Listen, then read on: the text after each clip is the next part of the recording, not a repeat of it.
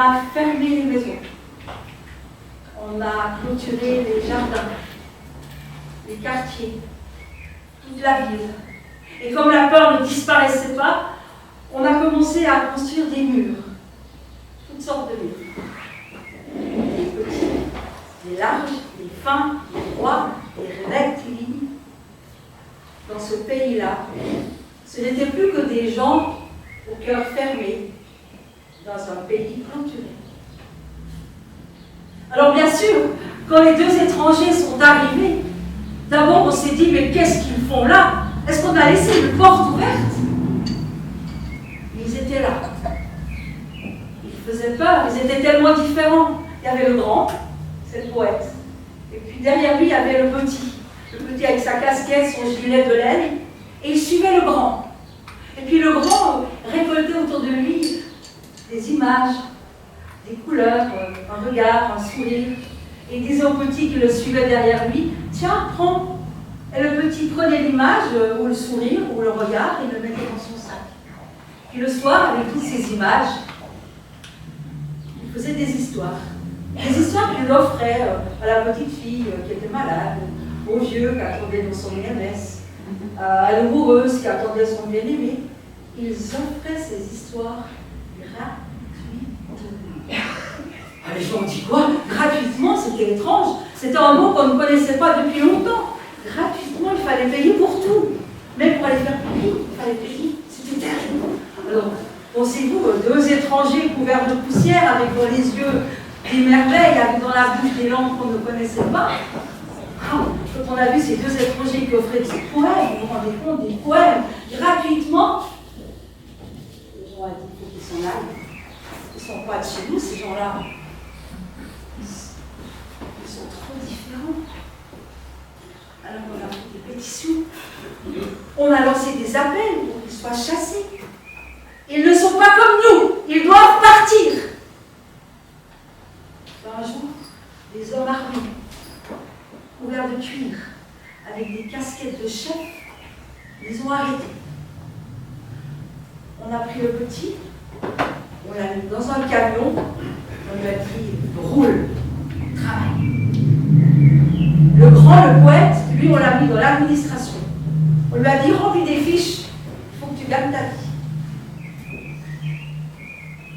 Et puis le pays est redevenu silencieux, où les gens claquaient dedans, de froid et de peur. Longtemps plus tard, est arrivé un homme imposant, les poches pleines d'argent, la bouche pleine de mots fleuris, qui a dit je suis investisseur, je vais créer une fabrique de mots. Oh, on ne s'est pas méfié. On a dit une nouvelle fabrique, c'est magnifique, on aura du travail. Ils en ont eu du travail. Une fabrique de mots. Et depuis ce jour-là, les gens ont cessé de parler, parce que les mots qu'on fabriquait étaient beaucoup trop chers pour la plupart des gens. Il y avait seuls les riches qui parlaient. Les pauvres n'avaient plus d'argent pour acheter des mots importants. Alors, on a commencé à se taire, pendant que l'investisseur remplissait ses poches. On s'est tué longtemps. Parfois, pour avoir des mots intéressants, on allait au sol, parce qu'il y avait le sol des mots. Au printemps, il y avait un automne. Alors, on allait au sol et puis on achetait des mots soldés. Mais qu'est-ce qu'on voulait faire avec un pic ou bien un converteur, pas grand-chose. Ou bien on allait dans les poubelles, ramasser les mots que les riches avaient jetés. Mais là aussi, il n'y avait rien d'intéressant. Il y avait après, quand, peut-être. Et les jours ont passé. Les mois ont passé, les semaines ont passé.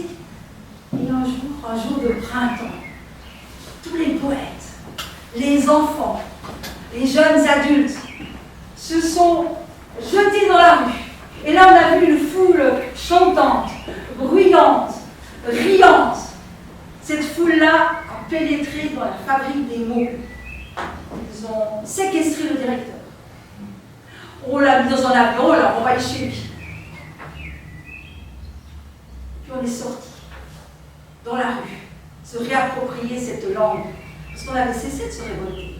Et là, on s'est réapproprié les mots, le courage, la révolte.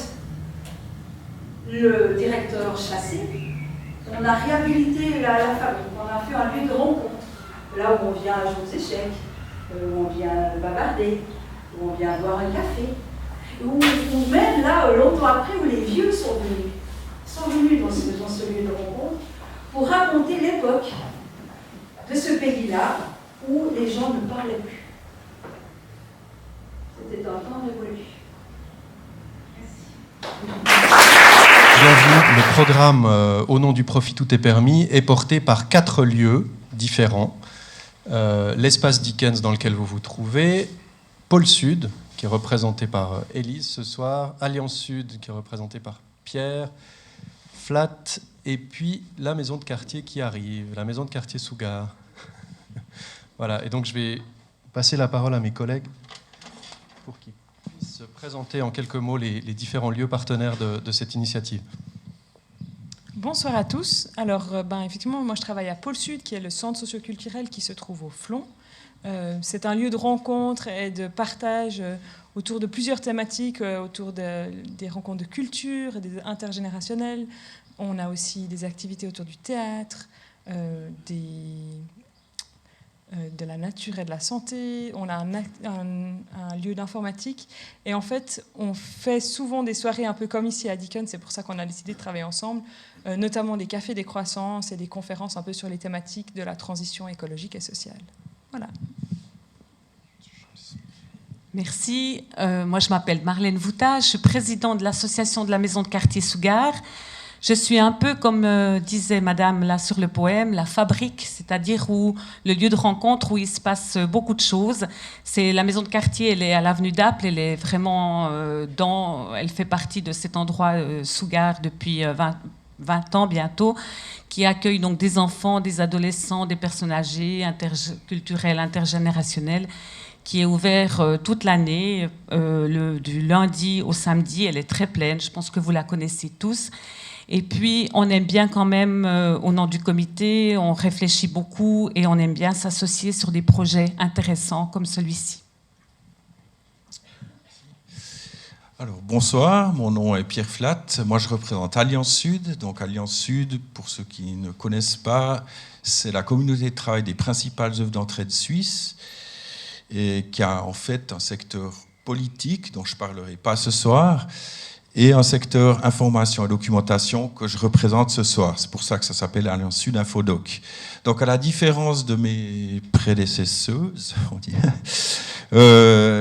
nous sommes avant tout un centre de documentation. Donc, on propose au public un outil documentaire sur les enjeux mondiaux, les interdépendances mondiales, les rapports Nord-Sud, qui a la particularité en fait d'être constitué de coupures de presse. Donc c'est un outil qui est unique en Suisse, je crois, et qui permet justement de travailler sur l'actualité récente. Donc à côté de ce travail documentaire, ça fait maintenant 2 ans que nous organisons des débats, des conférences, voire même une exposition qui est dans le programme, vous pourrez le constater. Et pour nous, c'était une occasion vraiment de cofonder ce collectif avec nos collègues pour montrer qu'à Lausanne, il y a pas mal de lieux différents et que ces lieux sont capables de collaborer, de mettre en place un programme commun et de faire vivre en fait le débat dans la ville. Voilà. Merci beaucoup. Je ne vais pas trop allonger les discussions parce que je sais que vous êtes surtout venus pour le film. Mais quand même, juste encore 2 mots peut-être sur cette initiative et ce programme commun. Donc vous avez compris, il y a 4 lieux. Moi je représente, au passage, je représente l'espace Dickens dans lequel vous vous trouvez, qui est aussi un projet associatif qui organise régulièrement des conférences, qui est aussi un lieu qui accueille différentes organisations qui peuvent louer les espaces pour organiser leurs propres événements. Et donc ces 4 lieux qui en fait sont des lieux où on réfléchit à un autre monde possible, on s'est dit mais qu'est-ce qu'on pourrait faire ensemble, parce qu'on a des collaborations, on a eu des collaborations ponctuelles, on se connaît bien, on partage beaucoup de valeurs, mais ces collaborations n'étaient pas institutionnalisées ou formalisées d'une manière ou d'une autre. Donc On a cherché pendant un moment, on s'est réunis, et on n'était pas tout seul. Il y avait aussi des partenaires qui apparaissent ici. Donc il y avait notamment des partenaires médias comme le journal Moins, qui est le journal de la décroissance, le journal Le Courrier, Attaque Suisse, qui a aussi souvent organisé des choses dans nos différents espaces, le ROC, que Élise a mentionné, et puis la journée des alternatives urbaines, qui est aussi un moment où différents porteurs d'alternatives se retrouvent et partagent leurs expériences. Donc avec ces différentes personnes, en réfléchissant, on s'est dit, est-ce qu'on monte un nouvel événement? Est-ce qu'on crée un site? Voilà. Et finalement, on est arrivé à la conclusion qu'il valait mieux continuer ce qu'on fait, chacun dans nos différents lieux, mais en trouvant un thème commun. Et du coup, à partir de ce thème commun et à partir des différents événements qui sont organisés dans ces lieux, ce programme s'est construit et vous est proposé ce soir. Vous trouvez des flyers à l'entrée avec tous les détails. Donc le programme s'étend du 21 avril au 21 octobre et a pour thème de réfléchir sur la place des multinationales. Alors ce thème n'est pas venu par hasard. Si on a choisi ce thème, c'est pour faire écho à une initiative qui va aboutir cette année, en 2016, en octobre. Et je vais passer la parole tout à l'heure à Béatrix Nieser pour nous en parler un peu plus en détail. Cette initiative est portée par plus de 75 organisations suisses. Donc vous trouvez le schéma ici. Vous avez aussi des flyers à l'entrée. Et beaucoup de ces organisations ont des bureaux à Lausanne aussi. Donc on s'est dit, ça serait intéressant d'avoir ce genre de débats qui font écho à cette initiative. Voilà la raison donc, du choix du thème. Et puis, pourquoi on a commencé la soirée par un conte? Vous devez quand même vous poser la question. C'est parce qu'on a aussi pensé que, comme c'est un événement qui se déroule sur plusieurs mois, c'était l'occasion d'avoir un fil rouge. Et aujourd'hui, donc, on lance en même temps que le programme un appel à contes pour essayer d'imaginer un monde où les multinationales aient un rôle différent, ou un monde où il n'y en ait plus. Ça, c'est aussi possible, évidemment, vous êtes libre. Mais l'idée, c'est un peu de sortir des schémas dans lesquels on est pour pouvoir réfléchir à d'autres mondes possibles. Voilà, donc n'hésitez pas à envoyer vos histoires jusqu'au 1er septembre. Vous avez les adresses dans le flyer. Et en tout cas, merci beaucoup à la conteuse d'avoir commencé cette soirée avec une histoire qui était très très belle et très, très illustrative pour le thème qu'on a choisi. Peut-être juste pour terminer, Autrement ça va, donc c'est le nom du collectif qui réunit ces 4 lieux et ces quelques partenaires. C'est une démarche ouverte, donc on serait vraiment très heureux d'accueillir d'autres lieux. Il peut y avoir des cafés, des librairies, d'autres lieux de réunion qu'on ne connaîtrait pas ou qu'on connaîtrait, je ne sais pas.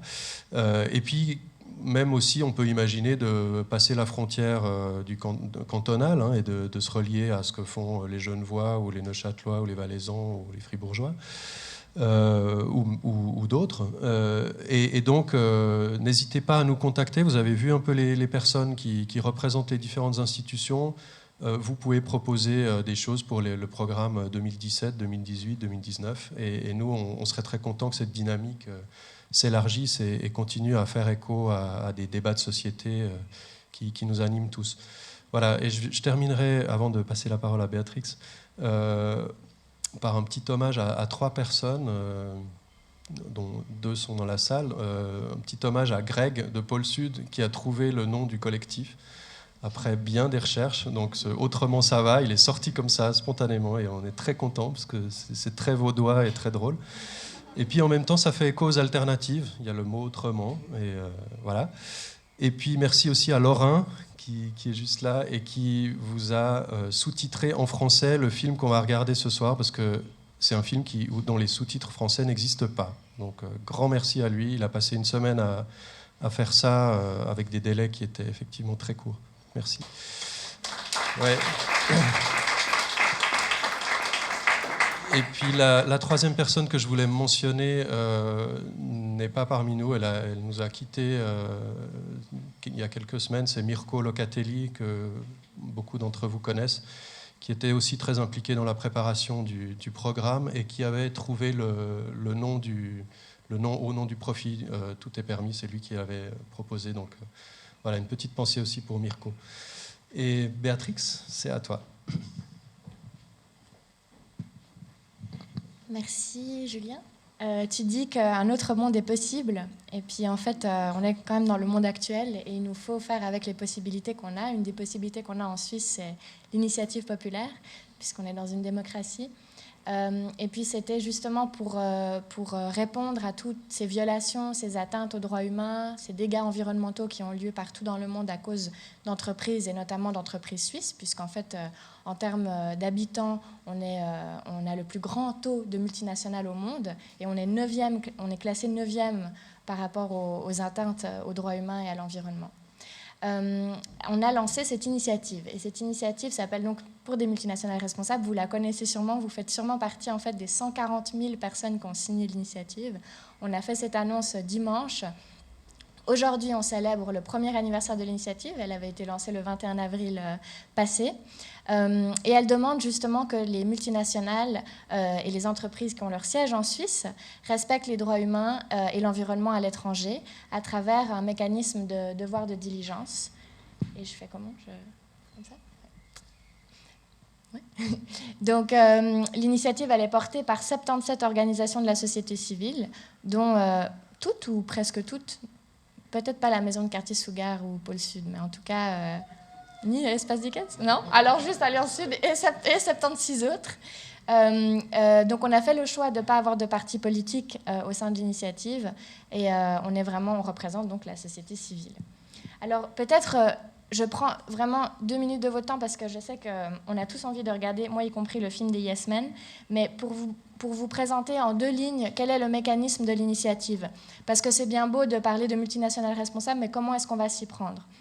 En fait, en 2011, le Conseil des droits de l'homme de l'ONU avait adopté à l'unanimité des principes directeurs sur les entreprises et les droits humains. C'est du droit qui est international, mais qui n'est pas contraignant.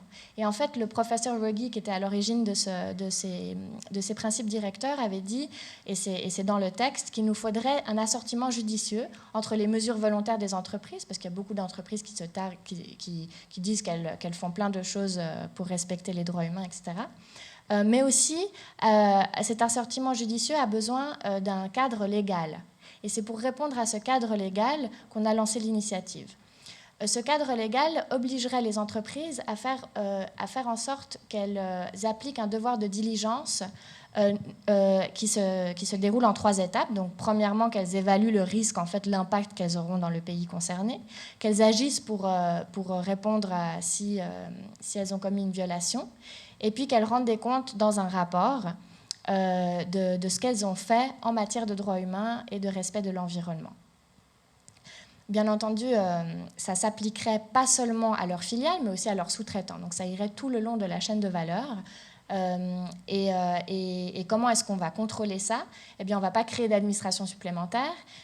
Mais par contre, si les entreprises ont commis des violations à l'étranger, les victimes pourront venir en Suisse déposer plainte. Et puis, ce sera aux entreprises, elles, donc c'est le renversement du fardeau de la preuve, de prouver qu'elles avaient tout mis en œuvre, elles avaient mis en œuvre leur devoir de diligence et que quand même la violation a lieu. Donc voilà un petit peu en 2 mots l'initiative et je suis à disposition tout à l'heure si vous avez des questions plus précises. On a aussi des flyers et puis si vous n'avez pas encore signé, vous pouvez signer. Ça, c'était l'image qu'on a publiée dimanche. Donc voilà, la route est encore longue parce qu'on a encore quelques mois, presque 6 mois, voilà, jusqu'au dépôt de l'initiative. Ensuite, l'initiative passe au Conseil fédéral, puis aux chambres. Donc on pourrait voter dans 2 ans comme on pourrait voter dans 5 ans, on ne le sait pas encore et on a vraiment, vraiment besoin de votre engagement. Donc si c'est un projet qui vous tient à cœur, parlez-en autour de vous, rejoignez, on va monter des comités régionaux de l'initiative et puis engagez-vous avec nous. Voilà. Je crois qu'on... C'est bon ?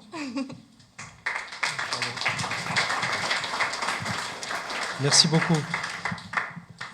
Alors, on va passer au film.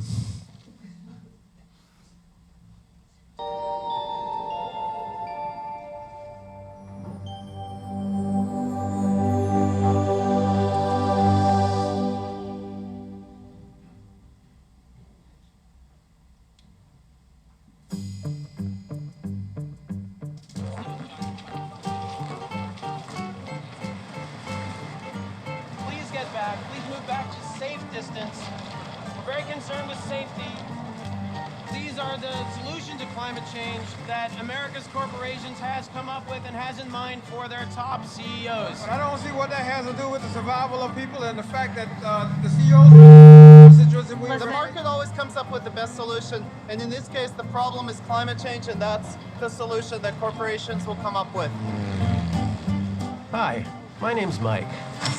That's me. And that is Andy. The reason we're all dressed up is because we're launching a protest. Just across the river is the United Nations. The world's most powerful leaders are meeting there to discuss climate change. And everyone's hopeful that our president will do the right thing. We must seize the opportunity to make a significant step forward in the global fight against climate change.